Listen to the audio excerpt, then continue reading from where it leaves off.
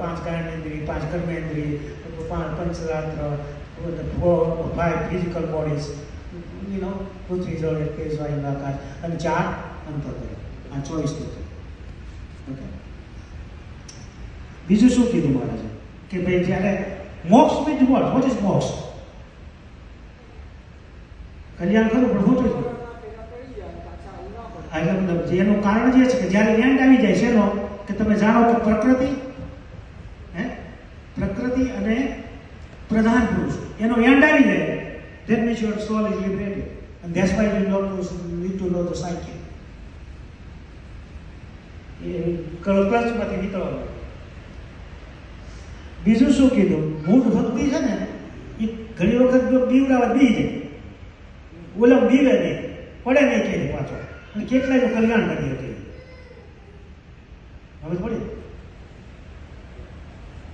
એટલે સાંખ્યની વાત તો થઈ, આપણે યોગની વાત થઈ, અને વેદાંતની વાત થઈ. એટલે વેદાંત છે, Vedanta is good. Vedanta means vote?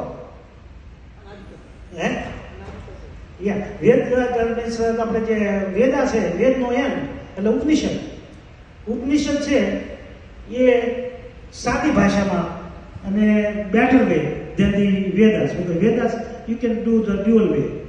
Any things you can say કોઈ યજ્ઞ કરો કે મીઠ ખવાય કે વાંધો નહીં વેચો હોય, એટલે ડ્યુઅલ એનો આખો ભાવાર્થ જુદો હોય, લોકો સમજે જુદું.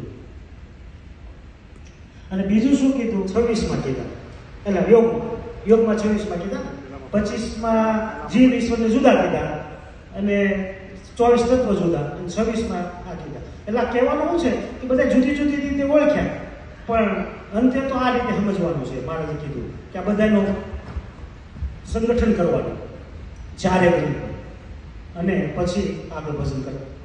ફરી જાઓ, છકી જાઓ. આ છગો ને ગમે એવો માણસ બનાવીને કહે ને, યુ કેન નોટ છગી ન રહે. એટલે આ રીતે મહારાજે 4 શાસ્ત્રોની વાત કરી, અને આ રીતે મહારાજે વાત કરી. એટલે વેદાંતની વાત તો થઈ આપણે. એટલે વેદાંત છે એ તો આપણે નિરાકાર તરીકે ભગવાન સમજાય જાય, એટલા માટે સાથે પંચરાત્ર હોવું જોઈએ, તો મહારાજનું પ્રાગટ્ય આપણે દેખાય. અને આ 4 રીતે તમે ભજન કરો ઓળખીને શાસ્ત્રોને, તો ભક્તિ કરતા હોય સાત્વિક ગુણો, તો તમને એ ગુણોથી પર પછી જવાનું પણ બળ મળે. અંતે તો આ 3 ગુણોથી પર જ જવું પડે.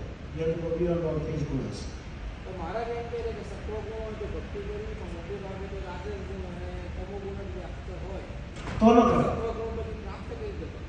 સત્વગુણ પ્રાપ્ત કરી સારું ખાવું, સારી બુદ્ધિ કરી, સારો સંગ કરવો, કોઈ સત્સંગ થતો એમાં જઈને બેસવું, રાઈટ? એટલે તમારો સત્વગુણ વધે, અને સત્વગુણ વધે એટલે તમારે ભગવાનની અને મોટા સંતોની ભક્તોની ભક્તિ ગમે. અહીં તો લોકો ભક્તિમાં ભાગ્યા બોલાવવા પડે, સેવા છે, પણ જયારે અમુક જરૂર વસ્તુ હોય ત્યારે કોઈ કે ત્યારે સાંભળવું જોઈએ. સેવા તો કરી પાછી કરવાની ઠીક છે બાબા. સો then what happening is that સાંખ્ય શાસ્ત્ર આ રીતે કહે, એટલે સાંખ્ય પછી શું કહે છે કે આમાંથી છૂટો, આ માયામાંથી છૂટો, આ બધું આવું રીતનું છે, તો એમાં છૂટીને ક્યાં જાઓ, જોડાવું ક્યાં? તો શું કહે છે યોગશાસ્ત્ર કે આમાં જોડાવ, ભગવાનમાં જોડાવ. કોમાં જોડાવ? ભગવાનમાં જોડાવ. તો ભગવાન કેવા છે? તો ભગવાન વેદાંત એમ કહે છે ભગવાન આવા છે, એ આવા મોટા છે, આવા મોટા. એટલે એ ઘણી વખત નિરાકાર મૂકી જાય. એટલે નિરાકારમાં સમજવા હોય તો શું કરવું પડે? તો કે પંચરાત્રને સમજો. પંચરાત્ર શું છે? What is Pancharatra?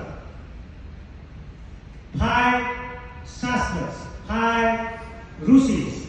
એમને નારાયણ, ભગવાન નારાયણ અવતાર પૂર્ણ પુરુષોત્તમ, એમને કીધું કે ભગવાનની ભક્તિ કઈ રીતે કરવી, એ પંચરાત્ર. 5 ઋષિઓને ભગવાને પ્રેરણા કરી, અને એ લગભગ 3 BC before the Christ era, that was the happen. These 5 ઋષિસ got that knowledge. અને કઈ રીતે ભગવાનની ભક્તિ કરવી એ શાસ્ત્રોમાં બતાવે. જે જીવ પાણી માત્ર, પછી જીવ, ઈશ્વર, ઈશ્વર એટલે આ સેમિગાડ, ક્યાં બ્રહ્મા વિષ્ણુ મહેશ, એને ઈશ્વર કહેવાય. અને ગાઢ એ પરબ્રહ્મ, એ પૂર્ણ પુરુષો, એ આપણા સ્વામિનારાયણ. સો એ બધા છે એ બધા આના ભગવાન ઉપર ચાલતા છે બધા. અને આ સાંખ્ય શાસ્ત્ર એમ કહે છે કે આ બધું આ રીતે બનેલું છે. અને એમ સાંખ્ય શાસ્ત્ર 24 તત્વો ભેગા જીવ ઈશ્વરને પણ ગણી લે છે, 24 તત્વો, અને 25માં ભગવાનને કહે છે. ભગવાન એ સ્વતંત્ર એમ, પણ આપણે જીવ ઈશ્વરને એને સાંખ્યાને ભેગા કરી દીધા. ઓકે, એટલે જે 24 તત્વો છે એ કોને ડિપેન્ડન્ટ છે? તો કે જીવ ઈશ્વરને. એટલે જીવ ઈશ્વર છે એનું ક્ષેત્રજ્ઞ થયું, કરતા થયા.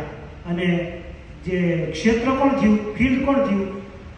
જીવનેશ ફિલ્ડ નો ખબર પડી? ફિલ્ડ જીવ, આપણા જીવ નહીં બધું આપણા 24 તત્વો અને જીવ ઈશ્વરને ફિલ્ડમાં બની દીધા. પણ જે સાંખ્ય એમ કહે છે ભગવાન છે 25 ઇઝ કન્ટ્રોલર ઓફ એવરીબોડી, એટલે એ ક્ષેત્રજ્ઞ થયા, કંટ્રોલર, અને અધર વન ઇઝ ધ ક્ષેત્ર, ફિલ્ડ.